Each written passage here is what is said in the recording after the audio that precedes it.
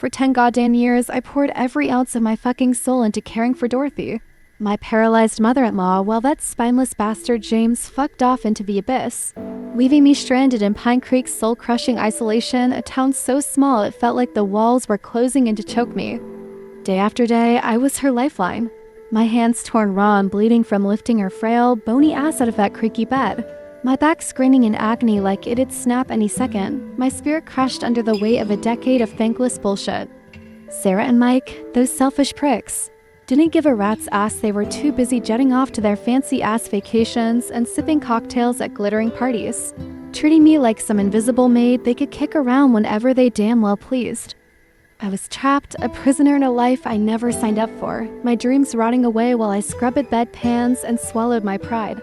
All because that son of a bitch James bailed when the going got tough. Every night, I collapsed into a shitty cot beside Dorothy, staring at the peeling ceiling, wondering how the hell I ended up in this nightmare, my youth stolen, my future a black fucking hole.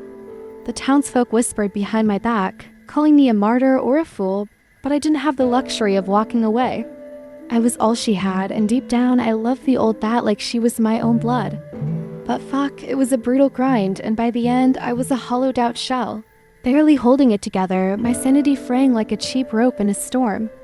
Then came that last night, April 1st, 2019, a date burned into my skull like a fucking brand. I slaved over that chicken pot pie, my hands shaking as I rolled the dough, a sickening dread clawing at my gut like some dark premonition I couldn't shake. Dorothy's eyes, cloudy and weak, locked onto mine as I fed her each bite, her frail voice barely a whisper, asking for that damn pie like it was her last wish. I should have seen it coming, but I was too goddamn tired to think straight. At 1:52 a.m., I bolted awake, my heart slamming against my ribs. The room was too quiet, too still, like the air itself had died. I reached for her hand cold as a fucking corpse in panic hit me like a sledgehammer. "Dorothy, Mom!" I screamed into the void, my voice cracking as tears burned trails down my face, my chest ripping open with a grief so raw it felt like I'd been gutted. She was gone, slipped away right under my nose, and I was left clutching at shadows, drowning in the silence of that shitty old house. The next morning, the real gut punch landed. Dorothy's will was read, and holy shit, it was a slap in the face that knocked the wind out of me. After a decade of breaking my back, those greedy-ish holes Sarah and Mike got our sprawling properties houses worth a fortune, while I was tossed a crumbling shack on Main Street, a rotting pile of termite-eaten wood that smelled like mildew and despair. I stood there, fists clenched, as thunder roared outside, the sky splitting open with a fury that matched the storm in my head. 10 years of blood, sweat, and tears, and this was my reward. A fucking insult wrapped in legal paper, proof that I'd been nothing but a pawn in their twisted game. I could hear Sarah's smug laugh in my mind, Mike's dismissive sneer, and I wanted to smash something. Anything to make the pain stop. The house creaked around me, a mocking echo of my shattered life. And I realized this wasn't just the end of Dorothy, it was the start of a war one didn't ask for. Little did I know that rundown shithole was hiding secrets that had dragged me into a clusterfuck of betrayal, greed, and danger, turning my world upside down in ways I couldn't yet imagine. I was barely holding it together. Staggering around that rotting shack on Main Street, she'd left me a fucking insult after a decade of blood and sweat when Sarah stormed in at 9 a.m. like a hurricane on steroids. Her face twisted with venom and her voice slicing through the air. "What did you do? What did you feed my mom?" She snarled, practically spitting in my face, her accusations slamming into me like a sucker punch after I'd spent years wiping Dorothy's brow while she was off sipping martinis and goddamn Maui. I lost it. 10 years of pent-up rage exploded like a fucking volcano. You think I did something to her after all these years? When have you ever truly cared about her? While you were off enjoying your life, I was the one by her side for 10 straight years, and now you show up just to accuse me. I screamed, my voice shaking so hard it felt like my throat would bleed, every word a jagged shard of the hell I'd endured. Sarah didn't flinch. She sneered back, "If you didn't have some ulterior motive, why would you stay all these years?"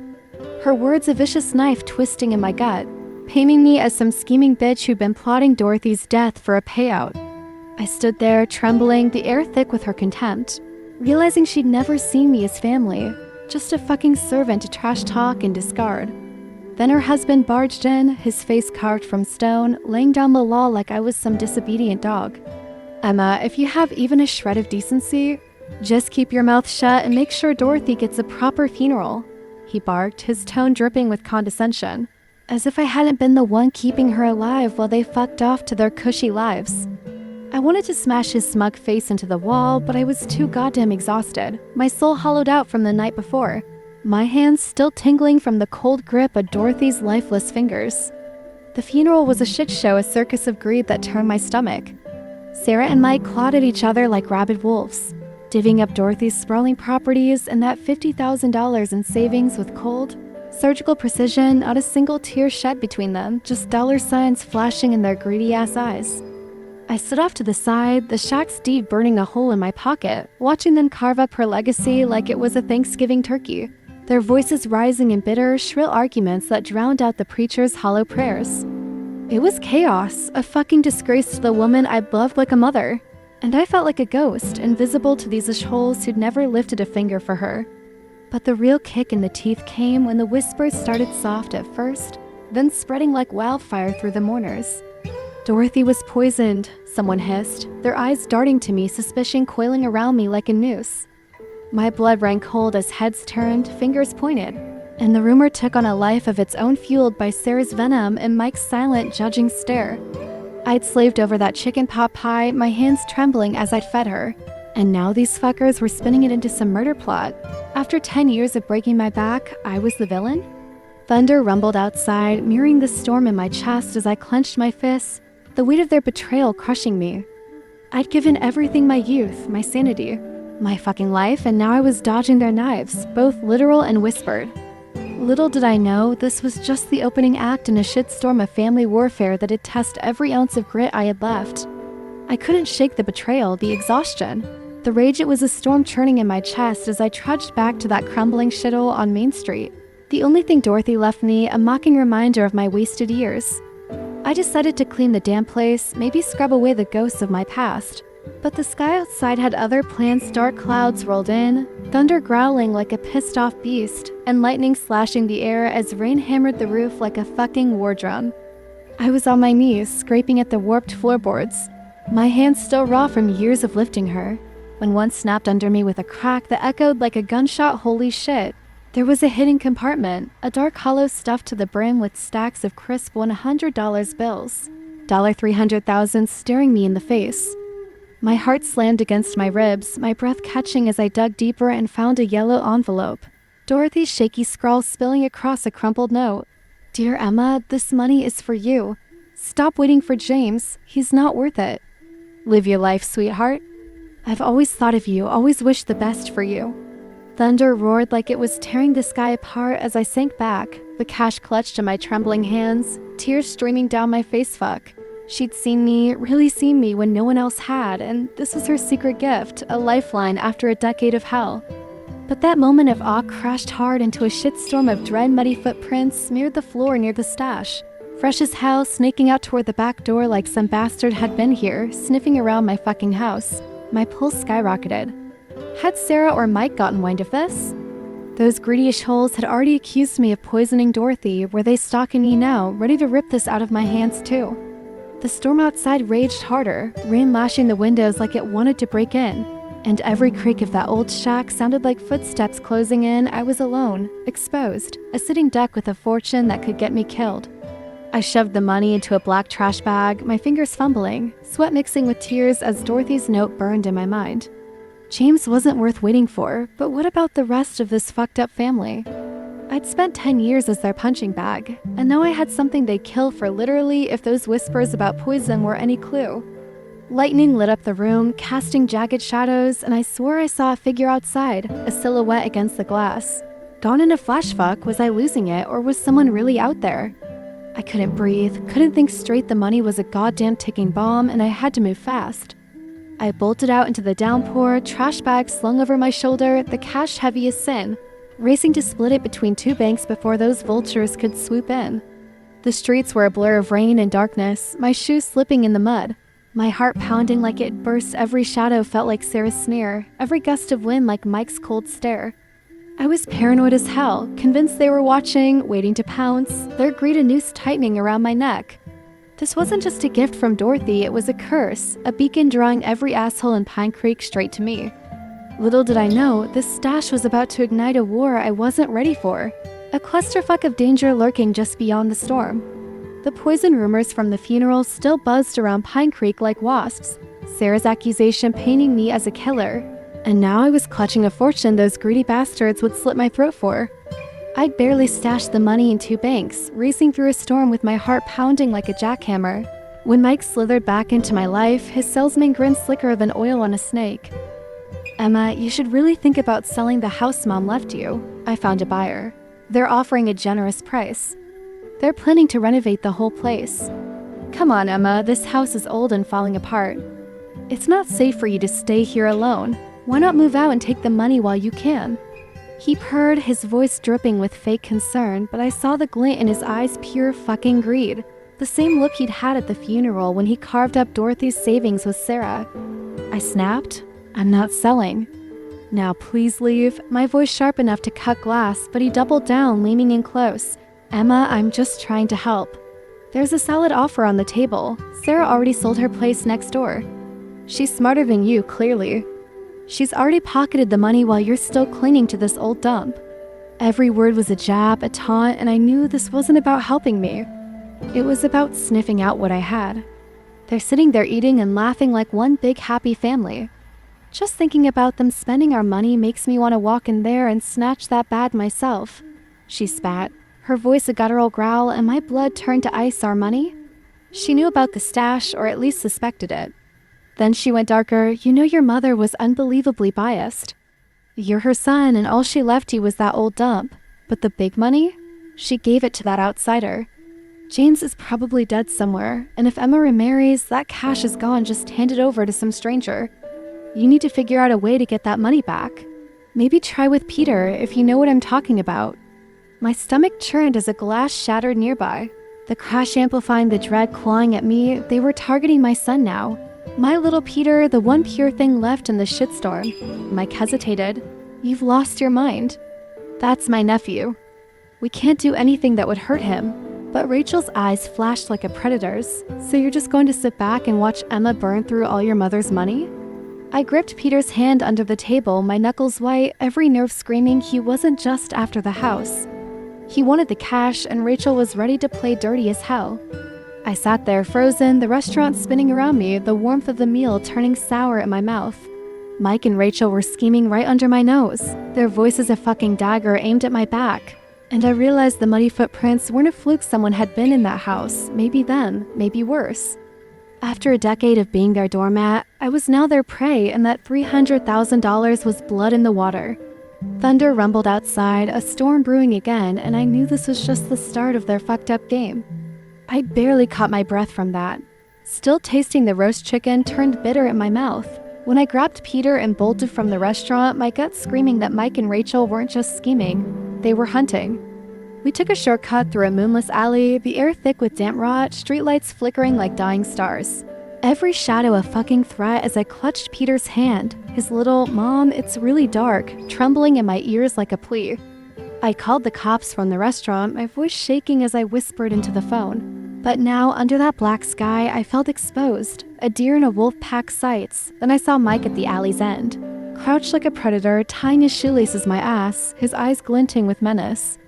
Seconds later, Rachel slunk out from the other side, her silhouette a goddamn specter, her voice dripping venom. "Emma, leaving so soon?" We weren't finished talking, and my blood turned to ice. They'd trapped us. A fucking ambush, and Peter's tiny gasp beside me was a knife in my heart. I squared up, shoving Peter behind me, my voice steady despite the panic clawing my chest. "What do you want?" "If it's money, just say it." But Mike stepped closer, his tone cold as a grave. "Since you asked, we want the money. The money you took from the old house, and I lost it after 10 years of their shit. They thought they could rob me blind." "You're insane. You know that money was left to me." "It wasn't yours," I snapped, my words a fucking war cry, but Rachel's bitter laugh cut through the dark. "Oh, please.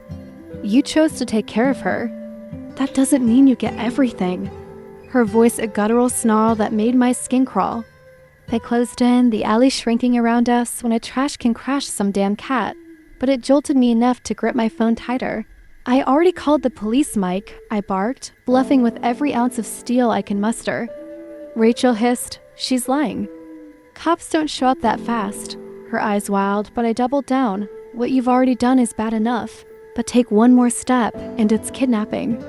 You still have a way out, but cross that line and you're criminals. My voice a razor, praying they'd back off. Then Rachel's hand twitched, a fucking knife slipped from her sleeve, clattering to the ground. And my heart stopped. Holy shit, they weren't just greedy, they were unhinged. I was sweating bullets, Peter whimpering behind me when James, the store owner, not that bastard, poked his head out. Everything okay over there? His voice a lifeline in the dark. Yes.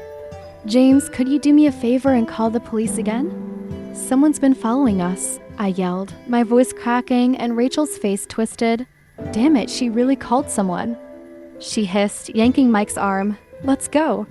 The knife glinted on the pavement as they bolted, sirens wailing in the distance like a goddamn cavalry charge. I hugged Peter tight, his little body shaking, and handed the cops my recording. Rachel's threats, Mike's greed, all caught on tape. They promised a protective order, but as the alley shadows swallowed their retreat, I knew this wasn't over. Those fuckers had crossed a line, and I was in deeper shit than ever. I thought I'd dodged the worst, my nerves shot to hell.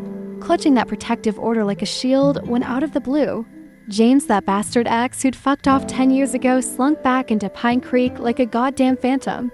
His gray trench coat flapping in the wind, his suitcase rattling like a death knell as I spotted him outside the grocery store. Emma, I just wanted to see how things were, he rasped, his voice gravelly and fake as shit, and I froze. My bags of bread and milk swinging like dead weights after a decade of silence, this asshole had the nerve to show his face? What are you doing here? I spat, my tone ice cold, stepping back as memories of his abandonment crashed over me like a tidal wave. The years I'd spent raising Peter alone while he vanished into the ether. He stood there, smirking like he'd rehearsed this crap, and I walked past him. My spine stiff as steel, but his shadow lingered in my peripheral, a fucking specter I couldn't shake. That night, chopping potatoes in the kitchen, Peter's puzzle pieces clacking in the living room, I couldn't stop seeing his weathered face gray hair. Deep lines, but that same hollow, selfish glint in his eyes that had left me high and dry. 2 days later, he showed up at my door, hands in his pockets like some washed-up redemption story, and I didn't let him in. Fuck that. Emma, I'm not here to cause trouble. I just want to see Peter. Maybe we could talk sometime, he said, his voice soft like he was peddling bullshit salvation, but I saw through it, my gut screaming he wasn't here for love. There's nothing left for us to talk about, I shot back, my words a brick wall, but he pressed. I'm not here to take anything. These past years haven't been easy for me either. I want to take some responsibility, his tone dripping with fake remorse that made me want to puke. Now you remember you're a father. What you think you can give isn't what our son needs, and whatever brought you back, I'll figure it out soon enough, I snapped, slamming the door, my hand shaking as I leaned against it, the air thick with his stench. Then Peter dropped a bombshell after school. Mom, some man stopped me today and said he was my dad. I said I didn't remember him. He said I looked just like him. His voice small, and I nearly dropped the hanger in my hand. Holy shit, he was stalking my kid now? Sweetheart, if you ever run into him again, it's okay to be polite, but you don't have to say much, alright? I said, kneeling, my voice steady but my insides a fucking tornado. His puzzled nod breaking my heart. He didn't even know this bastard, and James was already worming in. That night, a brick smashed through my window, glass shattering like my sanity. A scrawled note reading, "Give me what's mine," fluttering in the mess James's handwriting. I bet my life on it. After the alley, the money, the threats. This was no coincidence. He'd come back for the cash, sniffing around like a goddamn hyena, and I was trapped in his crosshairs. Thunder rumbled outside, a storm matching the chaos in my chest, and I knew this fucker was just the next wave in a shitstorm I couldn't outrun yet. I was still reeling, chopping potatoes with hands that wouldn't stop shaking, when Sarah called, her voice slithering through the phone like a snake. "So you've seen James. He just wanted to see his child. He's not a bad person, and I nearly dropped the damn knife after her venom at the funeral. Now she's defending him? Don't bother pretending. He disappeared for 10 years, not a single letter, not a phone call, and now he just happens to show up? Do you really expect me to believe this is some kind of family reunion?" I snapped, my voice a fucking razor, smelling her lies from a mile away. She doubled down, syrupy sweet. "Emma, you can't be so black and white. He's still Peter's father, isn't he?" And I froze. Holy shit, she was in on it, a tag team with James, and that brick wasn't just a warning. It was their opening move. Then Sarah started circling like a goddamn vulture, showing up with pastries and tea invites. Her usual bitchy, if you didn't have some ulterior motive sneer replaced by this fake-ass kindness that made my skin crawl.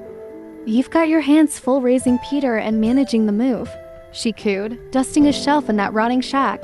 And I played along, nodding like a dumbass while my gut screamed she was fishing. "So what are you planning to do with this place?" "The market's pretty good right now. You could make a nice profit if you sold it," she said, her tone casual but her eyes sharp as fucking daggers, probing for the money she must have suspected I had. I dodged, haven't decided yet, keeping my face blank, but she pressed. "James keeps telling me how much you've changed lately. He didn't mean it in a bad way, just that you've gotten so strong. Maybe it wouldn't hurt to let someone else share the load now and then." And there it was, James's name, a fucking neon sign she was his puppet, laying groundwork to crack me open. After the alley, the brick, the stalking, this wasn't kindness, it was a goddamn siege, and I was the castle they wanted to loot. That night, a storm battered Pine Creek, thunder shaking the walls as I sat on the balcony, the air heavy with betrayal, 10 years of their shit. And now they were tag-teaming me like a pack of wolves. Then the bank called. "Hello, Miss Emma Jones. We received a request from a Mr. James Jones claiming to be a legal guardian of Peter Jones. He's requested access to the trust fund details and submitted an application to initiate a withdrawal." And my blood turned to ice fuck. He'd gone for Peter's future, the cash I'd locked away after Dorothy's gift. No one is authorized to access that account. The fund was established with me as the sole trustee. And there's a clause explicitly excluding his father from any financial authority. I barked, my knuckles white, and they shut him down cold. Sarah and James were just sniffing around, they were digging claws into my life. And as lightning split the sky, I knew this was war. A clusterfuck I'd have to fight tooth and nail. Era stormed into my kitchen days later, her face twisted like a goddamn banshee. "You had expected all these, didn't you? You're ruthless." Her voice a venomous hiss as she loomed over me, flour dusting the counter from the bread I'd been kneading to keep my hands from shaking. "This isn't ruthlessness. It's protection," I shot back, my tone steel, staring her down as her eyes blazed 10 years of their shit. The alley, the brick, and now this, and she thought I'd just roll over? "Don't get too full of yourself," she spat, slamming a fist on the table, the crack echoing like a gunshot, but I leaned in. "I'm not. You were the ones who thought this would be easy." My words a fucking sledgehammer. Watching her flinch as the truth hit, she'd underestimated me and I was done being their punching bag. Thunder rumbled outside, a storm brewing as she stormed out, leaving me gripping the counter, my heart pounding like a war drum. I won this round, but the war was still raging. Then James cornered me outside the grocery store, his trench coat flapping like a vulture's wings, his voice a broken croak. "You won, Emma." And I could smell the desperation on him, his eyes hollow after the bank shut his ass down. "No, you were just too greedy. This was never a competition. You've simply never understood that some things can't be taken by force or manipulation," I said, my voice steady as a rock, but he rasped. "I thought maybe I could still hold on to something." And I hit back, "You once had a whole family. You were the one who walked away. If you have nothing now, it's because you chose that." Watching him shrink as a creditor's car screeched up holy fuck. His debts had caught him and he bolted like a rat, leaving Pine Creek in his dust. I stood there, bag swinging, the air electric with victory, but it wasn't sweet, it was bitter as hell, a decade of scars throbbing under the weight of their greed. That night, a town rally lit up Main Street, folks cheering as I announced my caregiving consultancy. Fuck them all. I was rebuilding on my terms, turning Dorothy's gift into something they couldn't touch. Peter tugged my sleeve, his voice small but fierce. "Mom, when I grow up, I'll protect you, just like you protect me now." And a firework exploded overhead. A goddamn supernova sealing our bond. My chest tightened, tears perking as I hugged him, his promise a lifeline after years of fighting alone. Later, alone on my balcony, the storm had passed. Stars cutting through the black like Dorothy's spirit winking at me, I whispered, "I'm home." Truly home in my own life, my voice cracking as a shooting star blazed across the sky.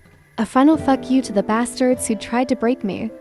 I'd face their knives, their schemes, their greed, and come out standing bloodied, battered but goddamn alive, ready to carve my own path through the wreckage they'd left behind.